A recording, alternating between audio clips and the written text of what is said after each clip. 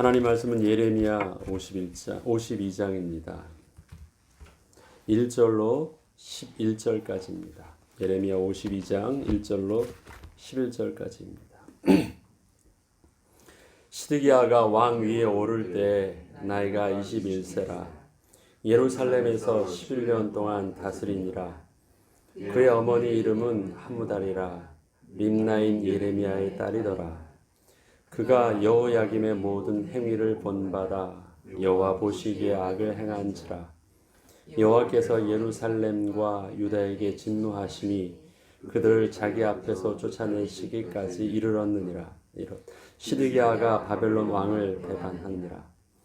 시드기야 제9년 열째 달 열째 날에 바벨론 왕 느부갓네살이 그의 모든 군대를 거느리고 예루살렘을 치러 올라와서 그 성에 대하여 진을 치고 주위에 토성을 쌓으매 그 성이 시드기야 왕 제11년까지 포위되었더라.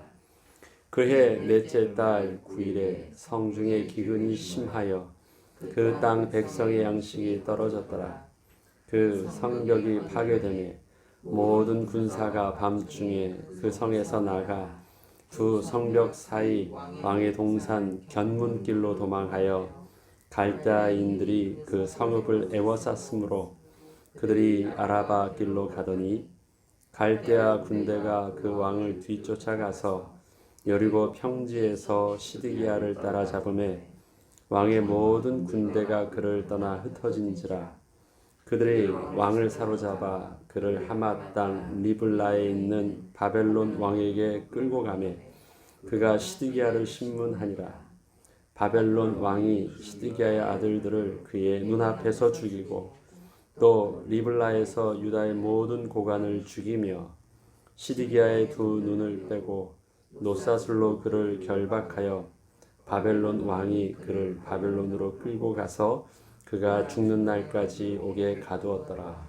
아멘. 오늘 이 시드기야의 마지막 죽음에 대한 내용들은 그 앞에 보면 예레미야가 이미 여러 번 예언하였던 내용으로도 많이 나오고요. 또 그 앞에 실질적으로 시드기야가 이렇게 바벨론에게 함락되고 두 눈을 뽑혔다는 그 내용이 똑같은 기록이 여러 번 나오는 가운데 오늘 한 번 더 나옵니다. 반복적으로 지금 예레미야서에서는 기록하고 있습니다.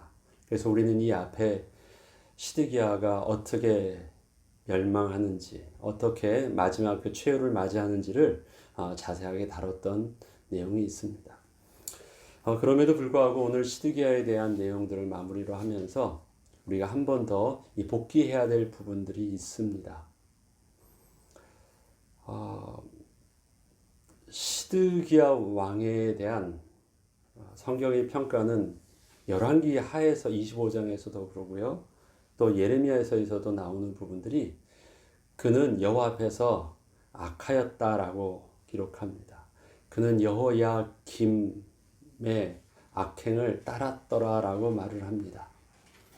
여호야김의 악행을 대표적으로 그의 모습을 알 수 있는 부분이 뭐냐면 두루마리를 그 앞에서 읽게 하는데 여호야김이 신하를 통해서 예레미야가 적은 두루마리를 읽게 합니다.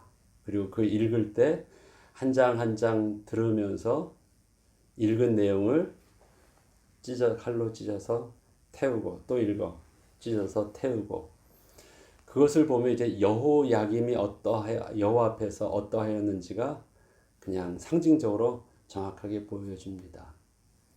시드기야는 바로 그렇듯 여호와 하나님의 말씀을 경외함도 없었고 순종함도 없었고 따를 만한 의지가 없었던, 그래서 여호야김의 악행을 따랐다라는 그 부분엔 그가 하나님을 경외하는 비밀이 전혀 없었던 왕임을 알 수 있습니다. 시드기야 왕이 이렇게 두 눈이 뽑히면서 멸망할 것은 상상치 못한 일이 아니었습니다. 이미 그 전에 예레미야를 통해서 구체적으로 들었던 바가 있었습니다. 예레미야를 통해서 분명히 바벨론을 통해서 함락될 것과 당신이 왕의 눈앞에서 그의 얼굴을 볼 것과 바벨론 왕의 눈이 당신 눈을 볼 것이요 그 입이 당신 앞에 설 것을 분명히 말했고, 그렇게 당신이 죽임을 당하고 또 모든 백성들과 가족과 성읍이 다 멸할 것에 대해서 아주 구체적으로 말해 주었음에도 불구하고 시드기 왕은 여호와 하나님 앞에서 그 말씀을 순종한 길을 택하지 아니하였습니다. 왜 그랬을까요? 또 그 기한이 너무 갑작스럽게 온 것도 아니에요. 오늘은 시드기야 왕이 재위하던 기간과 그 다음에 그가 어떻게 해서 이스라엘이 망하는 날에 대해서 열왕기서에서도 예레미야 38장에서 다른 장에서도 아주 구체적으로 나와 있는 부분들이 있습니다. 시드기야 왕이 바벨론 왕에게 배반하여서 이것이 괘씸해서 느부갓네살 왕이 이젠 다시 침공했던 그 시기가 시드기야 왕 제9년이라고 말합니다. 시드기야 왕 9년에 시작되었습니다. 그리고 10월에 시작되었습니다. 그리고 그가 성이 함락되어져서 완전히 멸망되어지는 날은 시드기야 왕 11월, 그러니까 11년 차에 그 다음에 둘째 달에 넷째 달에 그 다음에 열째 날이라고 딱 아홉째 날이라고 말하고 있습니다. 근데 이 아홉째 날에 대해서 성경은요 아주 의미 있게 쓰는 표현이 있습니다.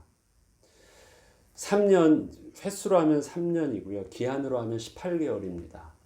18개월 동안 성을 에워싸고, 이게 워낙 요새 자체가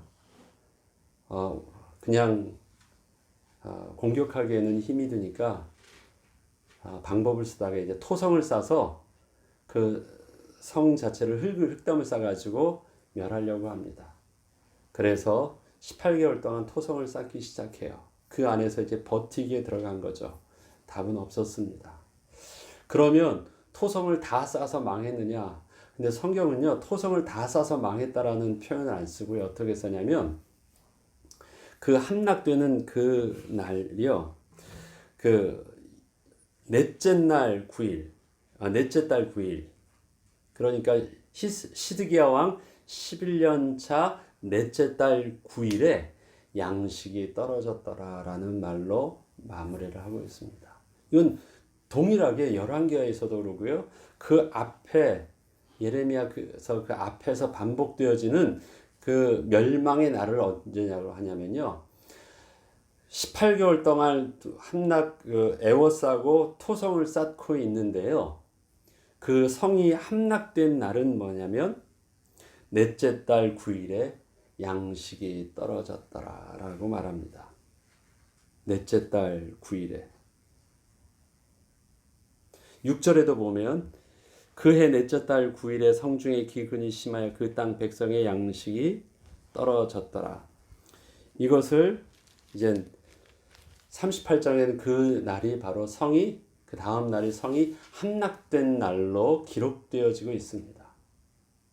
뭡니까? 느부갓네살 왕이 와서 토성을 쌓아서 무너뜨렸다는 것이 아니라요. 기근이 안 왔으면 좀 더 버틸 수 있었던 것처럼 이 어감이 있습니다. 하나님께서 하나님의 시간표 속에서 그렇게 하신 일들입니다. 시드기야 왕이 바벨론에게 반역하기 전에요. 어떤 일들이 있었냐면 바로 그 전에 분명히 예루살렘 성에서 그 예레미야는 바벨론에게 항복하라고 할 때 시드기야 왕은 이 고관들과 함께 의견을 나누고 애굽을 선택합니다. 그런데 애굽이 왔어요. 우리 기억하시죠? 애굽이 왔습니다. 온다는 소식을 들으니까 이스라엘 유다 정도는 쉽게 이 정도 군대면 되겠다 했던 바벨론이요. 애굽 군대가 온다는 소식을 듣고 다 피합니다. 그러니까 이때까지는 시드기야 왕의 선택이 옳은 거였어요. 이제 먹혀들은 거예요. 야, 애굽을 의지하니까 바벨론도 도망가는구나. 그 일이 있습니다. 그 일이 있은 후에 예레미야가 자기의 말이 어떻게 저들에게 전달이 안 됐죠. 그리고 자기의 분깃을 얻으려고 자기의 고향 베냐민 아나돗 지역으로 가는 그 길에 거기서 너가 이 길을 피하고 바벨론으로 투항하려고 반역하려고 이제 도망가려고 하는구나 해서 그가 잡혀서 웅덩이에 던져진 바 됩니다. 그래서 그가 이제 죽음의 위기가 있을 때요. 몰래 시드기야 왕이 그를 찾아가는 거예요. 그 이후에 지금 상황은 애굽을 통해서 그가 바벨론으로부터 구원을 받았지만 그가 두려우니까 찾아가는 것입니다. 찾아가서 묻습니다. 야, 어떻게 될 것 같으냐? 솔직하게 얘기하라. 왕이여, 내가 솔직하게 얘기하면 당신 나를 죽일 것 같습니다. 아니야, 죽이지 않고 내가 생명을 보장할 테니까 솔직히 얘기해봐. 그때 솔직히 얘기할 때 그때 다 얘기합니다. 하나님께서 분명히 바벨론에게 항복하라고 하셨습니다. 항복하면 당신의 생명이 보존되어지고 이 성읍이 멸하여지지 않고 부서지지 않고 그대로 보존되어질 것입니다. 그럼에도 불구하고 왕은 그에게 아무 말도 하지 말라고 하고 그리고 너 아무 말 하지 않으면 내가 너를 보존해 줄게 하고 그를 이젠 시위대 뜰 안으로 그를 옮기면서 보존해 줍니다. 다른 신하들은 그 말을 듣기를 궁금해하였으나 왕의 언명이 있었기 때문에 그는 아무 말도 하지 아니하고 그냥 그대로 시위대 뜰 안에 갇혀 있게 됩니다. 그리고 나서 일어난 일들이에요. 왕은 왜 그 바벨론에게 항복하지 않느냐라는 그 이유들을 예레미야에게 설명합니다. 만약에 내가 항복을 하게 되면 바벨론으로 도망갔던 유다인들이 있지 않느냐. 내가 그들에 대해서 굉장히 반역자라고 몰아세웠고 그들을 정죄했었는데 내가 또 그들같이 똑같이 그렇게 한다고 하면 저들이 나를 조롱할 것이다. 그리고 저들은 나를 저 바벨론 왕에게 밀고 해서 나를 곤란을 당하게 할 것이다. 난 그래서 저들이 두려워서 이미 내가 저들에게 한 일이 있기 때문에 나는 항복할 수 없다라고 말을 합니다.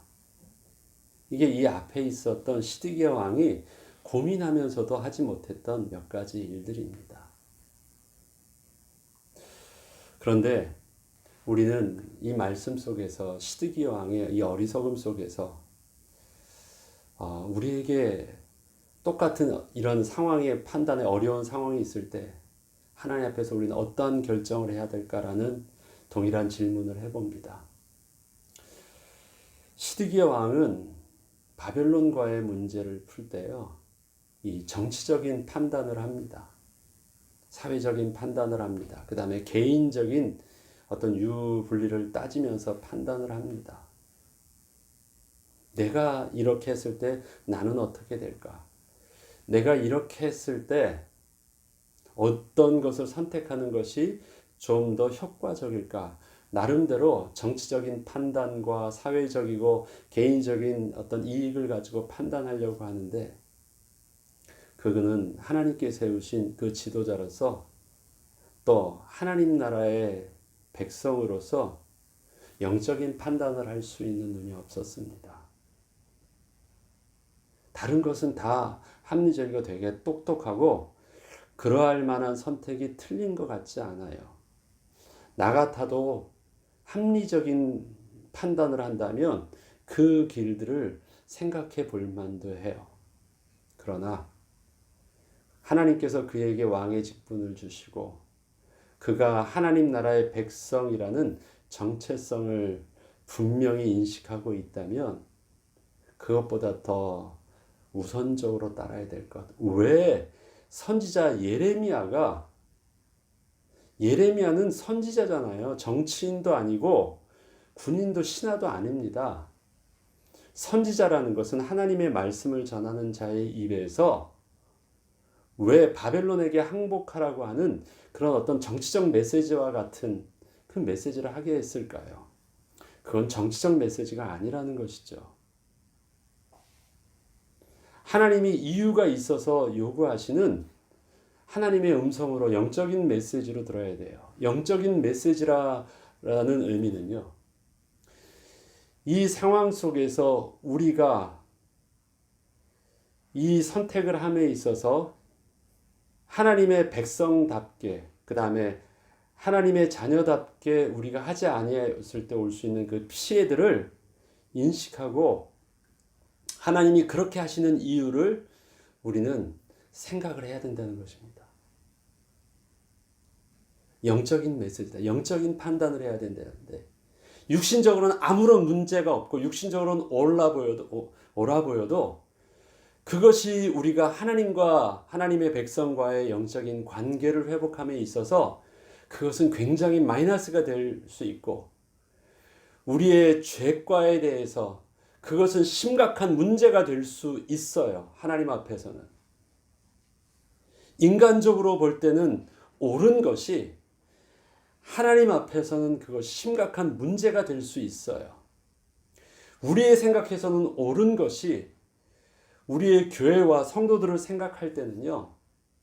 그것이 심각한 문제가 될 수도 있어요.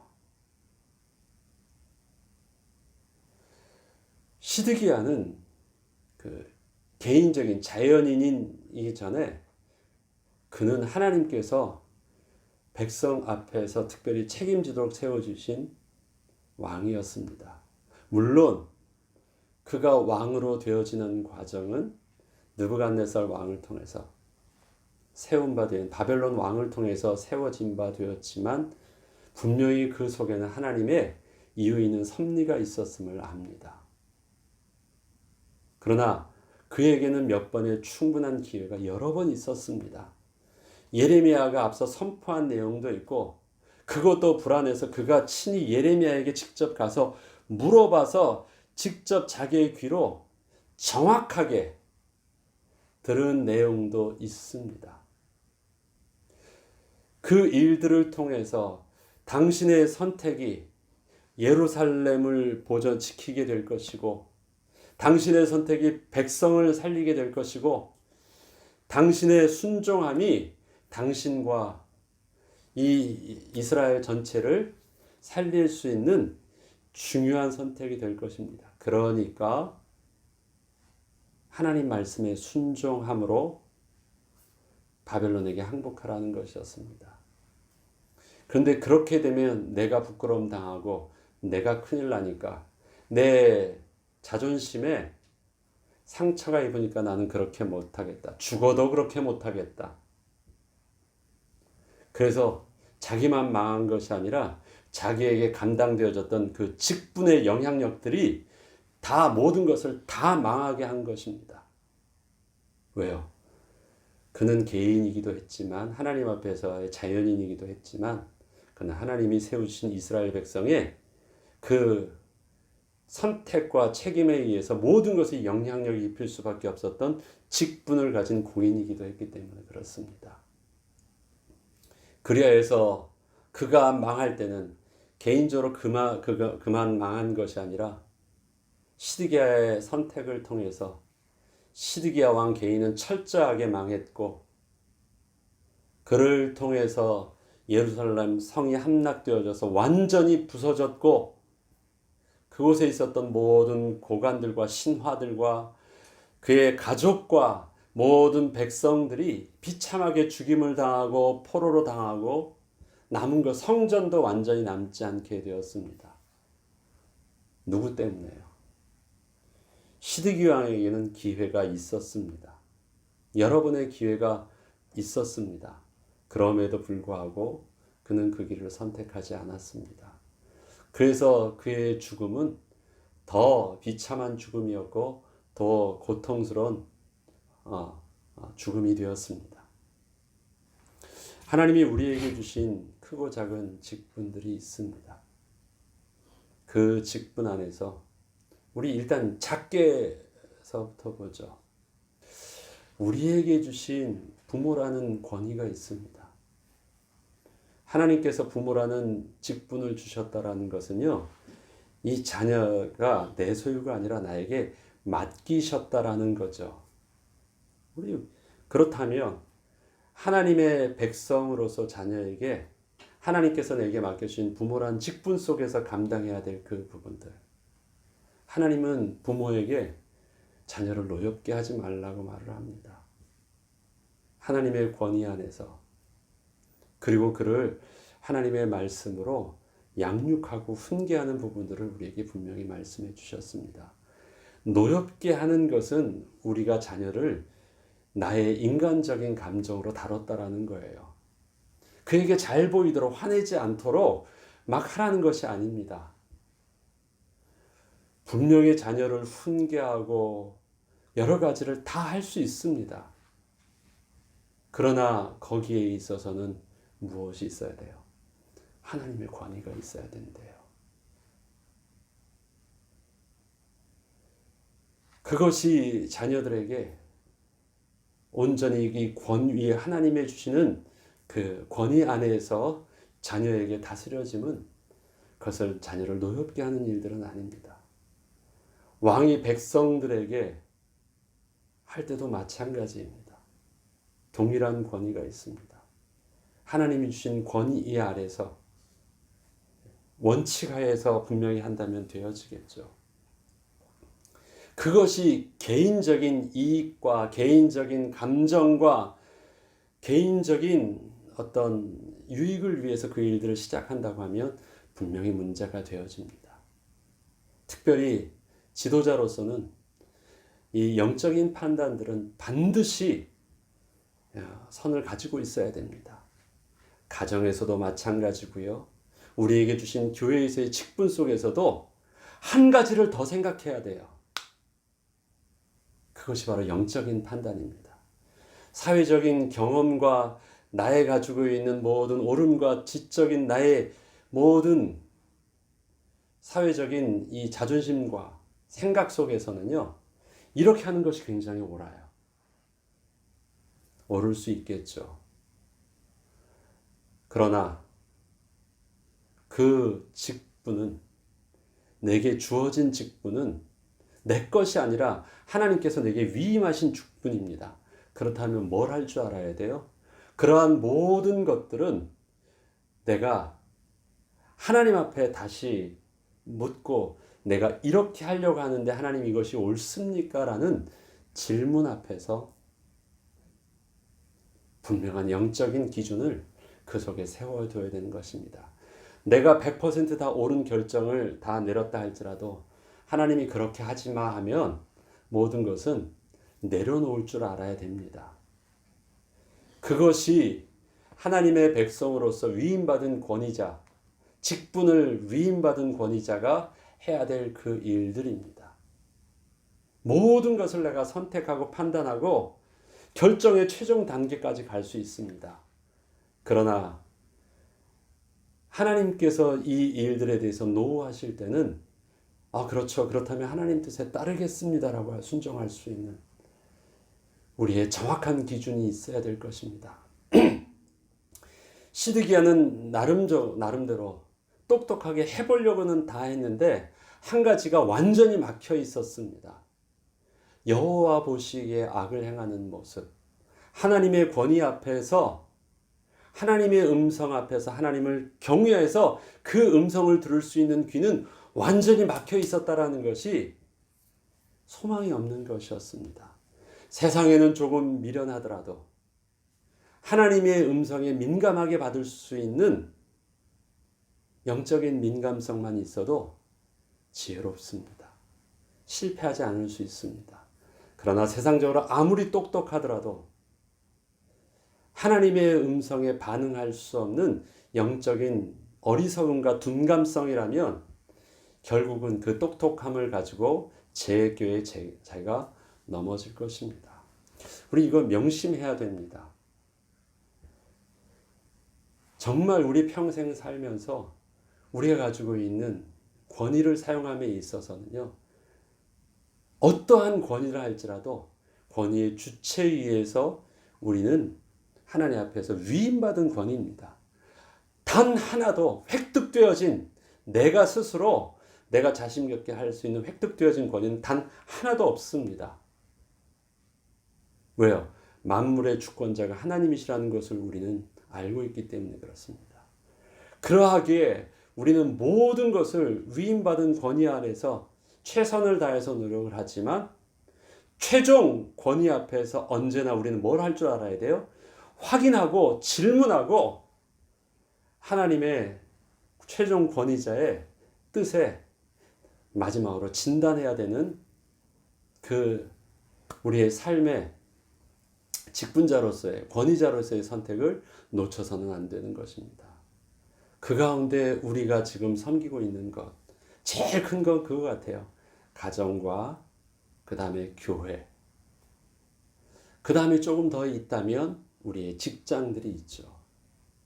그 안에 우리는 크고 작은 권위를 사용하고 있잖아요.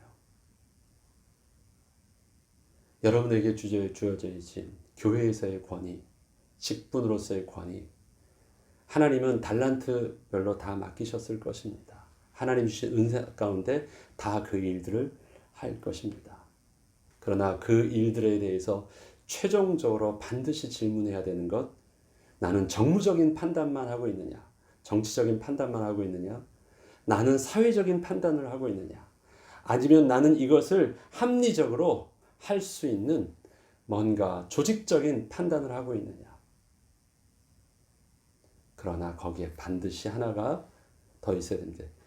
이것이 교회에 유익한 것이고 이것이 하나님의 뜻에 맞느냐.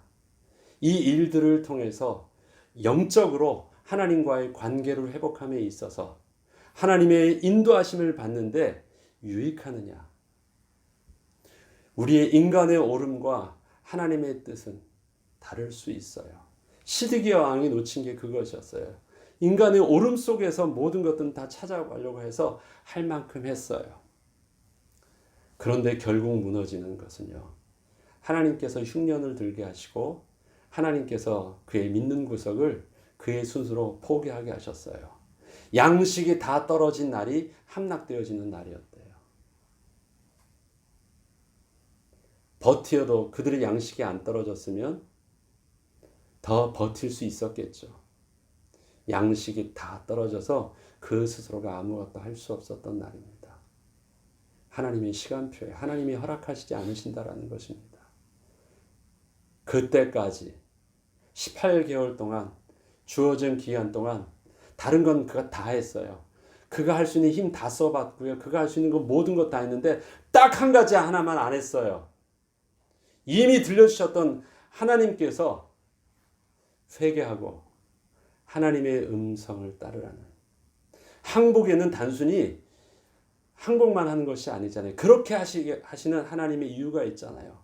바벨론에게 항복하라는 하나님의 말씀에 순종한다는 것은 내가 하나님의 앞에 회개하고 하나님 말씀을 따르겠다라는 것입니다. 그것이 바로 바벨론에게 항복하는 것이었습니다. 그것 하나만 할 줄 몰랐어요. 그 오랜 시간 동안 다 했는데 한 가지에 대해서는요, 아예 꿈도 꾸지 않고 있어요. 그리고 망해가는 것입니다. 우리 그러면 안 되잖아요. 말씀을 정리하겠습니다. 하나님 우리에게 세상에는 미련하게 하여 주시옵소서. 하나님을 아는 지혜는 아주 지혜롭게 하옵소서. 하나님의 음성에는 자그마한 하나님의 음성도 크게 들려지게 하여 주시옵소서. 세상에서 말하는 옳다고 하는 내용들 속에서는 큰 음성도 내게는 아주 보잘것없이 들려지게 하여 주시옵소서.